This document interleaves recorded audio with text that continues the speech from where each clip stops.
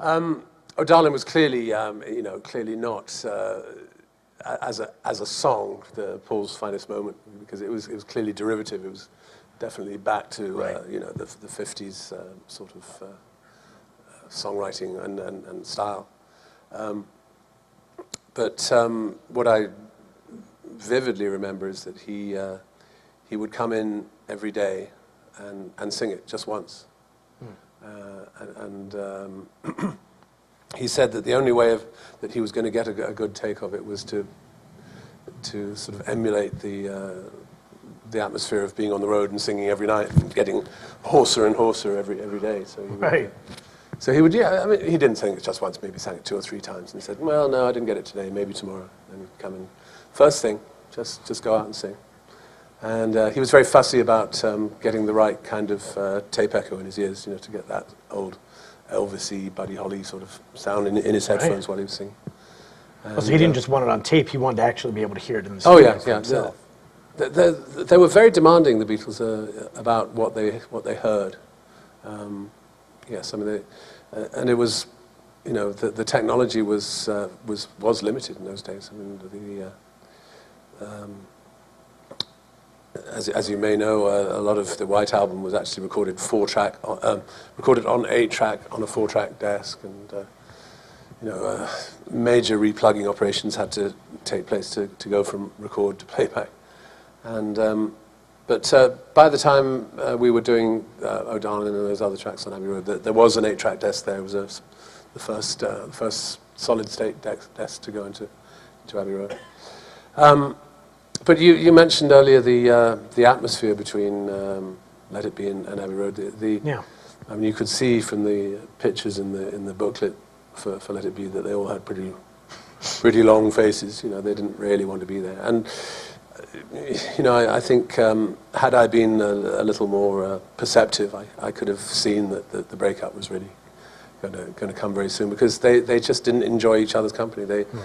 The Abbey Road album was very much a series of individual participations by one Beatle. So, like I said, where Paul would come in and sing his song, then he'd spend the rest of the day working on his songs, and then George would come in and work on something, and Here Comes the Sun on his days.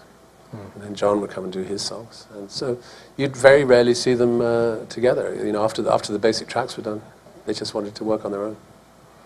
And Ringo would come in every day. Anybody need my help? No, no, sorry, Ringo, we're done, thank you. So he would come and sheepishly would go home. So it was very much a series of individual Beatles, not really a Beatles album. I mean, even the whole second side, of course, right, is just snippets of them pasted together. I mean, do you think a lot of that, what makes that album work as a whole, and it, I believe it does, is George Martin? Is it the production there? What? I think George had a lot to do with that. Yes, I mean, but it really was. The songs were chopped together. I mean, if you look at the 8-track tape, there are splices between the songs. And that was a huge challenge for Jeff and myself, actually, to make sure that you weren't recording one song. Excuse me, at the time it was about to lead into another song, otherwise, because say track 3 would have the guitar of You Never Give Me Your Money, and then it would go into Polythene Pam on track 3 with a piano track or something. So you had to make sure that you never went through the splice before going out of record. Right, so it wasn't even the same instruments recorded all the way, because those 4-track things were just kind of shuffled from song to song. Yeah. Wow. And when it really became a problem, we had to peel the tape apart again and put some leader tape in it so that wouldn't happen. Wow, while it was being recorded or worked on, so you wouldn't erase something? Yes, that's right. Amazing. Let It Be was a very performance-oriented record. Right. They'd after the Sgt. Pepper experience, they wanted to go back to playing live, essentially. And so what they agreed to do was to just simply play together, vocals included, no overdubs. And make it just back to the raw tracks, and that culminated, of course, in the rooftop session at the end of the end of that week. Right. I was there.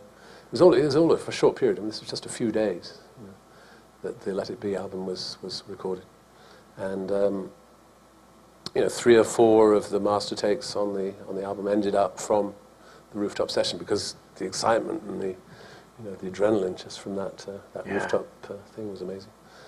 And of course, I was there on the roof, but you don't see me because I stupidly hid behind a camera, not in front of a camera. I was there. There's about 2 shots in the entire book where you can see me just out of the corner of another camera's eye.